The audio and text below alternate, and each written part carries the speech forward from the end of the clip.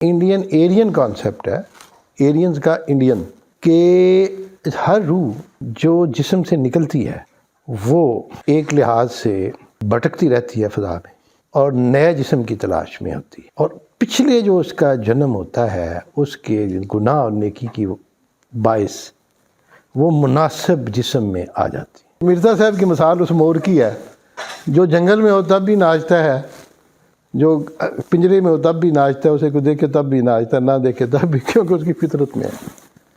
तो कहते वो अपनी फितरत से मजबूर था, तो वो तो कर गया and he died.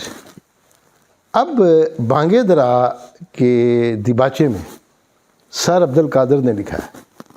Sir Abdul Kader को आप जानते हैं। सर अब्दुल कादर जो थे ये जस्टिस थे, जज थे हाई कोर्ट के। अल्लामा से उनके बड़े अच्छे ताल्लुकात थे। जज बनने से पहले वो एक रिसाला निकालते थे मखज़न, और मखज़न में अल्लामा की ज़्यादातर उर्दू की नज़में मखज़न में छपी हैं, बहुत सारी जो बाद में हमने इकट्ठी की।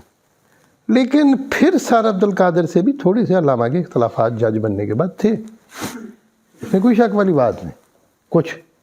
लेकिन बांगे दरा का दिबाचा सर अब्दुल कादर ने लिखा है, और सर अब्दुल कादर कहते हैं कि अगर हम तनासख़ रूह के कायल होते, तनासख़ रूह को हिंदी ज़बान में आवागौन कहते हैं और इंग्लिश में री इनकारनेशन कहते हैं।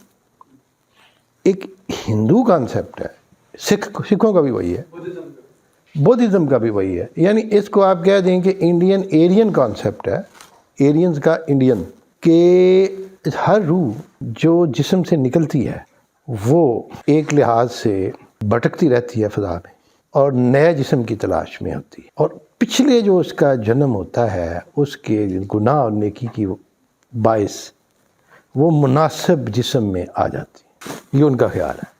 और कितनी दफ़ा जन्म लेती है, कितने हज़ार दफ़ा, कितने लाख दफ़ा, ये उनका कॉन्सेप्ट है, हमारा नहीं है। अब अल्लामा साहब ये अपना सर अब्दुल कादर कहते हैं कि अगर हम इसके कायल होते तो हम समझते कि गालिब की रूह को अदम में जाके सुकून नसीब नहीं हुआ और वो दोबारा इकबाल की शक्ल में सियालकोट में पैदा हो गई। हम लोग कहते हैं कि जी अक्सर औक़ात कन्फ्यूज़ हो गए, जी वो कैसे हुआ जी, गालिब का तो इकबाल की कोई आई नहीं निस्बत। उसको क्लैरिफाई करने के लिए मैंने कोई 8-9 खुतबात दिए हैं, Ghalib as understood by Iqbal. वो दबिस्तान इकबाल में आप देख लें, हो सकता है उन्होंने अगर नहीं भी लगाए, वीडियोस की होंगी, तो उसमें मैंने क्लैरिफाई किया कि what was who was Ghalib. मैंने 8-10 लेक्चर इकबाल और शबस्तरी पे भी दिए हैं, दवे इकबाल और सर सैयद पे भी दिए 4। मैं इकबाल को लाना चाहता हूँ उन शख्सियात के साथ कंपैरिजन में जिनका उन पे इम्पेक्ट हुआ।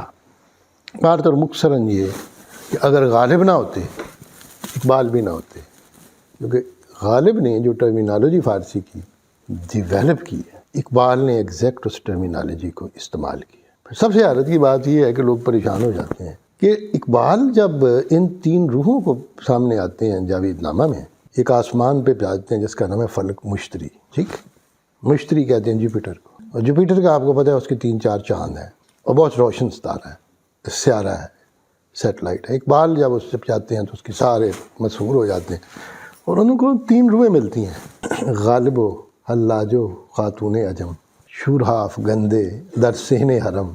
गालिब, हल्लाज और ताहरा कुर्रतुलैन अजम की खातून। कहते हैं कि शोरहाफ गंदे दर सहने हरम, इन्होंने तीनों ने तो हरम के सीन में शोर मचा रखा है, बगावत की हुई है। अगले शेर में कहते हैं इन नवाहा रूह रा बख्शत सबात, गर्मी वज दरून कायनात, कि ये जो नवाएं हैं गालिब की, हल्लाज की और ताहरा की, ये रूह को स्टेबिलिटी अता करती। इन नवाहा रूह रा बख्शत सबात, सबात का है ना स्टेबिलिटी, गर्मी वज दरून कायनात, और इन रूहों की आवाज़ों की गर्मी जो है, इसके अंदर जो गर्मी है ये कायनात के अंदर से है। खैर, कहने का मतलब ये था कि मैं जब इन सारी चीज़ों को मिला के लाता हूँ, मैंने बताया आपको कि सनाई के असरात हैं इकबाल पे, और इकबाल पे रूमी के असरात, हल्लाज के असरात हैं। सनाई जो है वो गज़नी में दफन है। लाहौर के एक बहुत बड़े शायर थे फ़ारसी के, आज से 1000 साल पहले, मसूद साद सलमान, उसका भी जिक्र इकबाल ने किया है।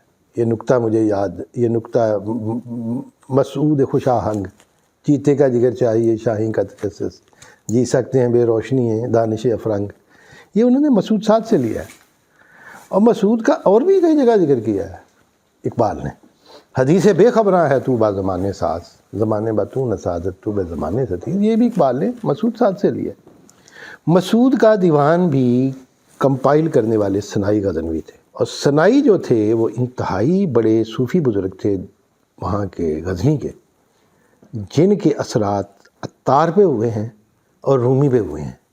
اور رومی نے کہا ہے سنائی رو بودو عطار دو چشمے ہو، ماس پسے سنائی و عطار آمدی. سنائی روح تھا، عطار اس کی دونوں آنکھیں تھیں، اور ہم تو سنائی اور عطار کی پیروی میں آئے ہیں. اور رومی نے بارہا کہا ہے کہ میں سنائی کا فالو.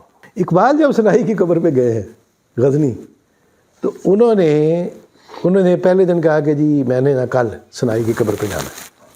بیرسٹر غلام رسول تھے ساتھ، اور ساتھ تھے مولانا سلیمان ندوی، اور ساتھ تھے علامہ کے وہ راس مسعود، تو گورنمنٹ کے گیسٹ تھے. 1933 کی بات ہے.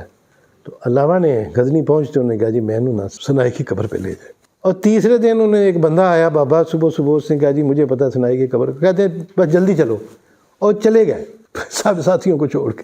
اور قبر پہ کیا کہ مزار کے اندر کنڈی لگا دی. جب ان کے ساتھیوں کو پتہ چلا علامہ تو غائب ہے، علامہ کے پیچھے پیچھے گئے تو اندر کنڈی لگی تھی. کنڈی کھولی جب علامہ نے، تو علامہ رو رہے تھے. علامہ نے سنائی کی قبر پہ بھی مراقبہ کیا، اور پھر سنائی کی ان کی نظم اردو میں بہت پیاری غزل ہے کہ سنائی کے ادب میں نے غواصی نہ کی ورنہ ابھی اس بحر میں باقی ہیں لاکھوں لولوے لالا. بہت دیکھے ہیں میں نے مشرق و مغرب کے مے خانے، یہاں ساقی نہیں پیدا وہاں بے ذوق ہے صحبا. اور لبالب شیشہ تہذیب حاضر ہے میے لا سے، مگر ساقی کے ہاتھوں میں نہیں پیمانہ الا. اور دبا رکھا ہے اس کو زخمہ ور کی تیز دستی میں، دبا رکھا ہے اس کو زخمہ ور. زخمہ ور کیا ہوتا ہے؟ جو میوزیکل انسٹرومنٹ کے اوپر مار رہا ہوتا ہے. اس کی اتنا تیز دست ہے، تیزی سے کام کر رہا ہے کہ اس نے اپنی میوزک میں اس شاعری کو چھپایا ہوا ہے. اتنی اونچی دبا رکھا ہے اس کو زخمہ ور کی تیز دستی میں، بڑے نیچے سروں میں ہے ابھی یورپ کا واویلا. یورپ رو رہا ہے لیکن ابھی اس کی سریں جو ہے باہر نہیں آ رہی، کیونکہ اس کو میوزیکل انسٹرومنٹ کے ساتھ اس کو دبایا ہوا، اندر سے رو رہا ہے. تو اقبال نے یہ سنائی کی بہت خوبصورت قصیدہ ہے کہ تو علم آموختی اثیرس اینک ترس کندر شب جو دزدی با چراغ ید گزیدے تر برد کالا. اچھا، اس میں پھر سنائی کا مصنوعی مسافر میں بڑا ذکر کیا. اب اقبال نے کہا ہے کہ فردوس میں رومی سے یہ کہتا تھا سنائی، جنت میں رومی تھے سنائی کہہ رہا تھا، فردوس میں رومی سے یہ کہتا تھا سنائی، مشرق میں ابھی تک وہی کاسا ہے وہی آش. کاسا ہوتا ہے پیالہ، اور آش ایران کی ایک ڈش ہے جس میں ساری دالیں اور کچھ سبزیاں ملا کے تھک قسم کا سوپ بنا لیا جاتا ہے. وہ پیا نہیں جاتا.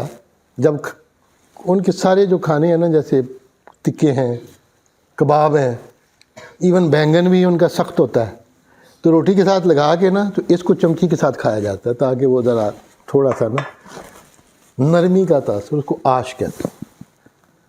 آش جو ہوتا ہے باورچی کو آش پز کہتے ہیں، آش پکانے والا، اور باورچی خانے کو بھی آش پز خانہ کہتے ہیں، باورچی آش پکتی. مطلب it is the most important dish Iran کی. تو اقبال کہتے ہیں فردوس میں رومی سے یہ کہتا تھا سنائی، مشرق میں ابھی تک وہی کاسا ہے وہی آش. حلاج کی لیکن یہ روایت ہے کہ آخر ایک مرد قلندر نے کیا راز خودی فاش.